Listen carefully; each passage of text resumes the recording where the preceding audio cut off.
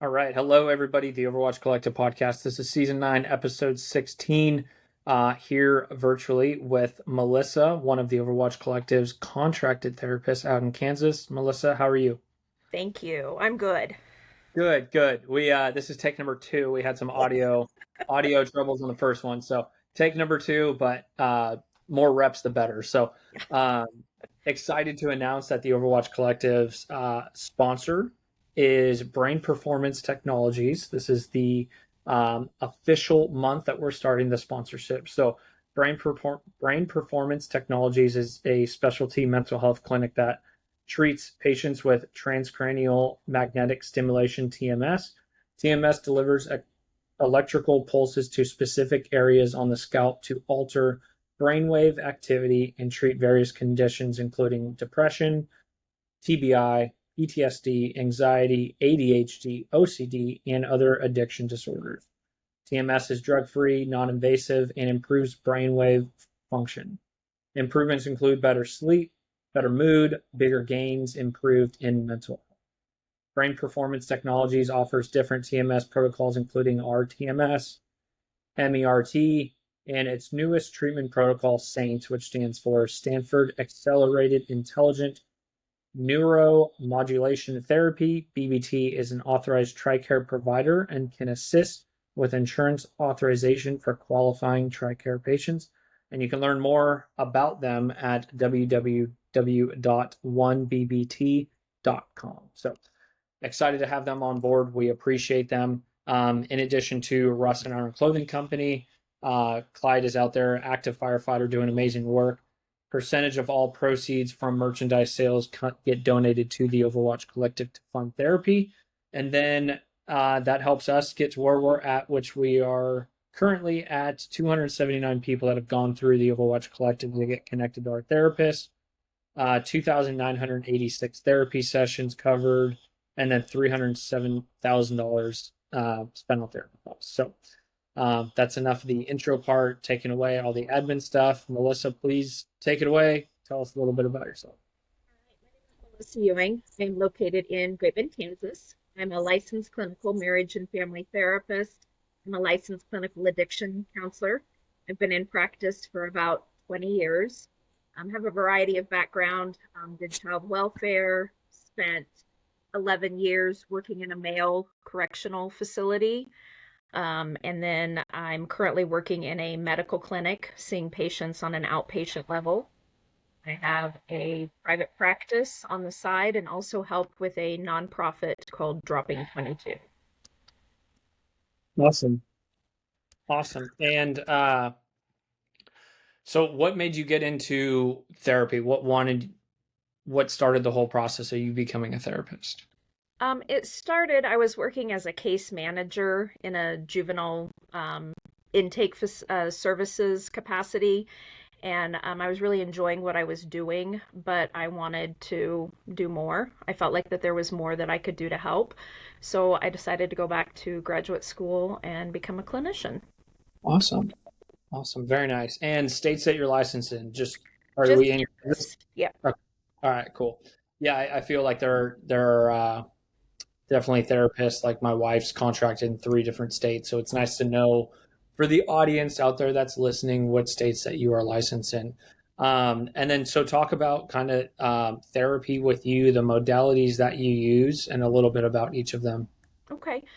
Um, I focus a lot on healing trauma, healing stressful events, working with people on anxiety and depression. I'm trained in a couple of different modalities, the first one being EMDR, eye movement desensitization and reprocessing, probably one that people are the most familiar with. I've also completed brain spotting phase 1 and brain spotting specifically for working with military and first responders. And then earlier this year, I completed the basic training in accelerated and resolution therapy. Probably the most important thing that I hope that people feel when they come have session with me is just a sense of connection, a sense of some place that they can just come in and take a deep breath and hopefully be able to calm their nervous system enough that we can start working through some of those stressful events that have happened in life and try to work towards a different future. Yeah. Oh yeah. Definitely. And so talk to me a little bit about accelerated resolution therapy, because I feel like a lot of people are aware of EMDR and brain spotting, but not really that one. Okay. ART is definitely a newer modality. It was started probably most recent out of the three. It has a lot of components very similar to EMDR, but we're going to do eye movement back and forth using my hand. Versus maybe if you go do EMDR, you might have a light bar, or some people use like the tactile buzzers and things like that. ART is a lot more, I'd say maybe scripted versus some of the others. Like I have a script that's very specific that I go through. And it's just like any other modality in terms of we're not going to be able to take away the stressful events that occurred, but we want to try to turn down the heat, so to speak, on those events so that when they do come up, they're not hijacking your brain and your body. Got it. Got it. And what is some advice out there for the first responder and military community? Like usually a lot of the time what we see, and I'm curious your opinion, is waiting until things are really bad to finally get connected to a therapist and start working on it. So talk me through that a little bit. Shaking your head, you're like, yep, that's a very common thing. Yeah. Why is it that way in your opinion? And like, what's some things that we could do to work on that? Um, I would like to see people come see me as soon as maybe they're noticing that their sleep isn't great and if they're noticing an increase in their irritability. Those are two pretty big signs that it might benefit you to come in and talk to somebody. My husband is law enforcement, and him and I have very differing views when it comes on what I do for a living in terms of, how helpful therapy can be. Um, for him, it still kind of that thinking of what will people think? Like, will they think that I'm weak? Will they think that, you know, that I'm not competent or fit to do my job? But definitely, the more you can do up front, more preventative work, the quicker you're going to have to come see me, um, if that makes sense. Or the less amount of time you're going to have to come see me, the quicker we'll get through it. Yep, it does 100% because I feel like if you had a 2 or 3 year firefighter, right, that experienced some things early on, which it could be week number one, Mhm. right? You just don't know with this career field. If you were to go into therapy and work on those, and essentially, like everybody says, it's like taking the calls or the rocks out of your rucksack, right? Like if you do CPR on a baby or you deal with a SIDS death and that's really affecting you, don't compartmentalize it and then deal with it 10, 15 years down the road because everything's just going to pack and pack. Um, and I think that's why doing annual check-ins or biannual check-ins with a therapist is so important, to be able to work on them early and often, you know? I've seen people very early in their career versus I've, seen people in retirement trying to now process what is my identity. And definitely, it's like having a leak in your house, like in your sink or your bathtub. If you call the plumber when the leak is really small, it's going to be a lot better for you than if you wait until you've got a full blown waterfall gusher coming out. Yeah, yeah, yeah. That's a good way of putting it. I like it, and it's so true. And there's so many different metaphors out there, and I think we're starting to see that. Mhm. Uh, I think we're starting to see things swing in the right direction. So, as far as Kansas, I don't know too much about Kansas. First responder, mental health awareness, the resources, and everything. How are things out there? Well, I live in a very rural community, so it's definitely going to look different than the eastern side of the state, where you have the bigger, Wichita, Topeka, some of the big cities. Mental health services are going to look very different there than they do here in the rural part of the state. I feel like there isn't always enough resources available for mental health in general, let alone more culturally specific treatment for first responders and veterans. Got it. Yeah, that makes sense. And specifically, and I kind of want to touch on the spouses and significant other part of things too, because you are the spouse of a first responder.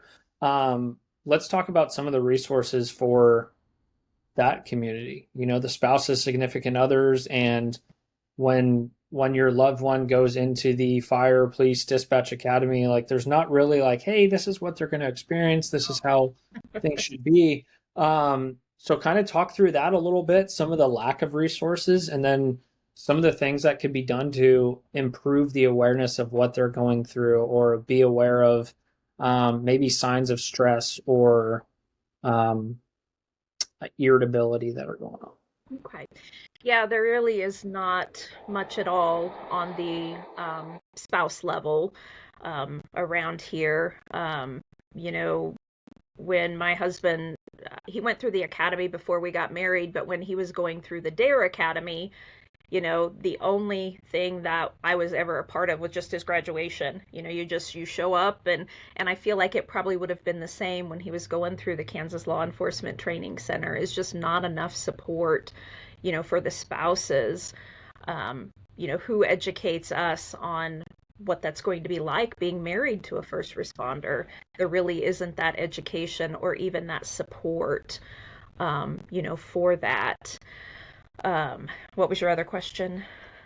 What are some things that the spouses or significant others in our community can kind of look out for uh, with their loved ones, seeing like the increase in irritability, the burnout, the lack of sleep, and then like what to do about it? Okay. Yeah, definitely some of the things to be looking out for. Also, changes in sleep pattern. Is my spouse or my partner like, are they more irritable? Are they more reactive versus responsive? Are they shutting down? Like, there's in the book about emotional support for law enforcement, the author talks about the used to syndrome. Is your spouse no longer doing things that they used to do? Like perhaps before you got started in the field, maybe you used to enjoy fishing, or you used to enjoy, just spending time out in the garage working on something. And now all of a sudden you have no interest in doing anything. You're kind of just checked out. Maybe your, spouse or your partner is um, not going to family events as often, not wanting to engage outside of the home with doing things like that. So those are important things to be looking for. And I know we'll kind of get into it, but when we were working through, like, what do we want dropping 22 to look at? The family and the spouse was something that I wanted to make sure that we have resources for. Got it. Okay. Yeah, no, I appreciate you explaining that because I feel like a lot of the time our partners and our family members are kind of forgotten about a little bit, you know. Sometimes it's already difficult enough for the first responder agencies to completely take care of us when it comes to mental health needs and resources that the family members and the partners are like not even really a thought or in the picture, which kind of sucks. Yeah. Um, because a majority of the time we're working so hard and we see so much trauma that it affects the family life. And I feel like that's why we see such a high rate of divorce in our community. Do you agree on that, or what are your thoughts on that? Yeah, definitely. And also I've worked with some spouses that feel like there's something, for a lack of a better word, wrong with them because their partner doesn't want to come home and talk about their calls. They don't want to come home and talk about their days. And so that can be really important in helping spouses kind of understand, like, maybe why their partner isn't wanting to talk about their calls and talk about their days, and what are some other ways that they can connect without talking about work. Because if you don't understand that part, it can feel like a big cliff or a big distance between you and your partner. And maybe there's some ways that we can problem solve and work around that without your partner having to talk about that bad day. Got it. Yeah, and I feel like one of the big things is Mhm. communication, which is tough. And I feel like it's definitely a lot of work being like in a healthy relationship and being married. But when you're married to a service member or a first responder and dealing with the shift work and the graveyard and the sleeping during the day and court and overtime, canceling plans, like you're like against, I don't even know how to put that, but like you're set up for failure almost. It's like you're set up to have such a challenging marriage, and like you really need to be good at communicating and being open to each other, which is not really what we're good at, you know? Right. To do something that feels sometimes uncomfortable and difficult to do. Yeah, yeah, definitely. And really quick before we transition into dropping 22 is, what does therapy look like for you? So obviously as one of our top contracted therapists, it's important for us and the audience that are listening to know what it would be like to work with you, to do like a consultation call, how they would get connected to you, virtual or in person, and then kind of how things would go. So I always like to ask our therapists what that would kind of look like for them if somebody were to reach out to you. So the initial phone call, probably I will want to get just a little bit of information about what kinds of things you're experiencing. What are you needing from me? Like, how can I be helpful for you? That's usually one of my first questions. And then we'll go ahead and we'll get that initial appointment or that intake scheduled. Um, there is always a lot of paperwork and a lot of questions that come with the initial appointment, and those will be things that you will do prior to coming to my office.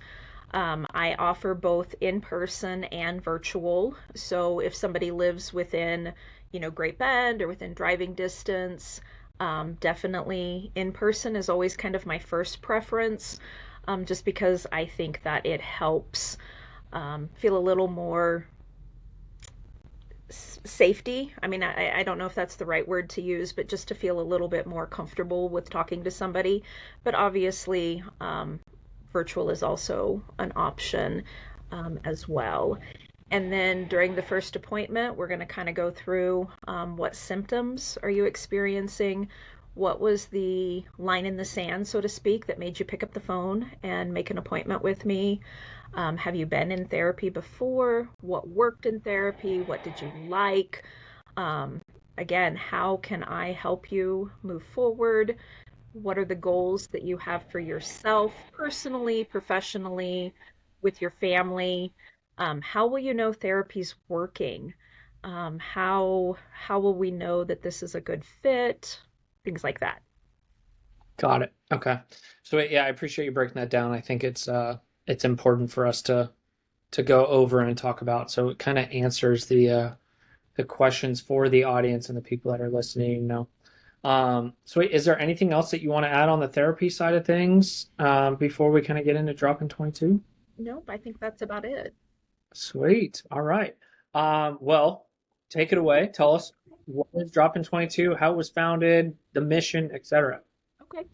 Dropping 22 is a nonprofit here in Kansas. We aim to break down as many barriers as possible to providing mental health services and programs to first responders, veterans, and their family members. Um, Unfortunately, like most nonprofits, we came out of a bad situation. I had a friend that was deployed in 2018. When he returned from his deployment, about a year after the deployment, one of the soldiers that he served with died by suicide. And he started thinking about that event and how it impacted him, and he wanted to make a difference. So he approached me and some other people in the community, and we went ahead and started dropping 22. We take a very holistic approach. I mean, yes, therapy is a part of that, but it's only one small part of that. We really believe in serving one, the whole family unit, but addressing so many aspects of mental health that we don't really think about, like budgeting, like spirituality, like making connections with other people. We do not heal in isolation. We don't live in vacuums, so therefore we don't heal in vacuums. So we try to do a lot of things to bring the first responder and the veteran community together to start to make those interactions and those Hmm. connections. Got it. Very cool. And so is this just in the state of Kansas? Is this across the country? What does that kind of look like? We are just in Kansas. Um, a lot of the stuff that we do is in person, so it's not going to hit, the whole state. Of course, the mental health services are available through telehealth. But some of the things that we do, we offer like a meal once a month where people can just come and enjoy a meal together. You can be on duty, you can be off duty, you can bring your kids, you can bring your spouse, just have that time. We also every other month do like a painting event where a lady comes in and she walks us step by step through painting a picture. That has been a really well attended event for a lot of like the fire wives, especially. They get to come together and have 2 hours just to paint and to laugh and to have snacks and just connect with each other. We also do what's called Kids Night Out once a month. Any kiddo between the ages of 6 to 12 can come to our event, and we do things with the kids. We've done things like bowling, we've played bingo, we've taken them to the skating rink. Sometimes we just do arts and crafts and pizza and things like that.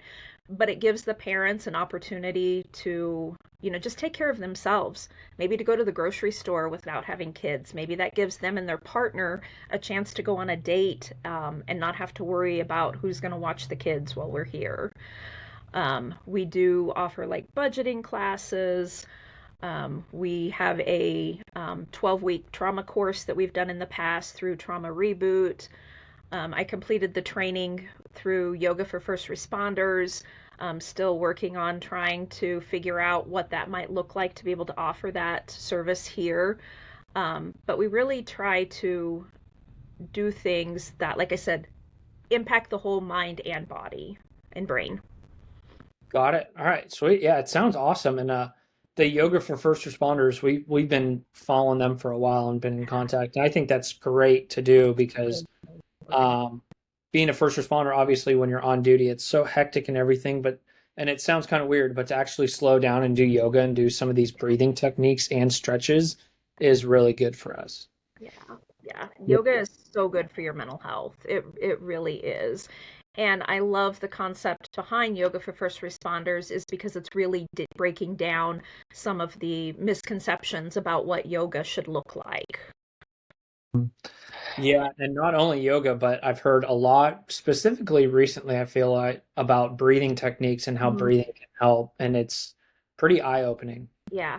When I was doing my own therapy, my therapist had talked to me about doing breathing techniques, and in the back of my mind, I was like, okay, she's crazy. This isn't going to work. And then I tried it and I was like, oh my gosh, this works. Like it really presses the calm button on your nervous system. It's not going to take away the stressor, but it's going to help you be able to manage the stressor differently. Yeah, yeah. Anything that we can do to help offer some resources and some tools and tricks to be able to help. And that's something that you can do in your police car or at the dispatch Mhm. center after a call for service, or if you're a deputy coroner after picking up a body, whatever the case may be. Yeah. You can just sit in the car for a little bit and do that. So what are some ways people can find you specifically, about therapy, about working with you, and then let's add in drop in 22 in there as well. Okay. The best way to contact in general for Dropping 22 is we have a website, dropping22.org. We also are on Facebook and Instagram, and uh, those are probably the best ways just to get in contact with us. My private practice is I don't really do a lot of advertising. Like I said, unfortunately, in rural Great Bend, we don't have a lot of mental health resources. So it's a lot of word of mouth, I guess, if somebody was wanting to get in for a session. Um, but by following us on our social media through Dropping 22, I feel like that is really the best way to connect with us and what we're doing. Awesome. Sweet. Yeah, and everything will be in the podcast description for the links down low. So if you're listening to this or watching on YouTube or anything, you can click on the links below, and then I'll get you connected to Melissa and then drop in 22. So then you guys can follow, support. And I mean, it does not hurt knowing other nonprofits out there across the country that are doing good work. You know, that's why we called it the Overwatch Collective. Like the collective is the team aspect, and we got to work together to offer resources, normalize mental health, get people connected to therapy, and ultimately reducing suicides, in our opinion, is what we focus on. So I have one last question for you. So our motto at the Overwatch Collective is one more is one less. Comes from an Army combat veteran who was on the podcast who lost more friends to suicide upon returning stateside than actually overseas. So one more is one less kind of stuck. So now we ask our guests what one more is one less means to them. So for me, one more, one less means that there is this ongoing need for mental health providers in general and also nonprofits to just keep moving, keep working forward. There are really rough days when you're a clinician. Some days it's like, man, is what I'm doing matter? And that one more, one less is what keeps us going. Got it. Yep. Yep. And you never know who's going to need the resources or who's going to benefit from it or who can have their lives changed from that session and reaching out and everything. So I like it. I appreciate you sharing that. Yeah, it's always cool when everybody gives their meaning of what one more is one less means to them. And usually they're always different, and it's always cool to hear. So I appreciate that. Sweet. Well, this wraps it up.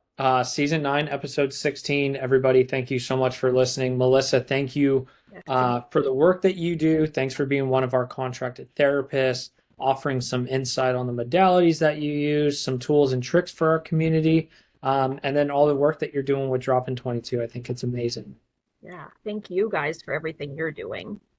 Of course. Appreciate the support. Appreciate it.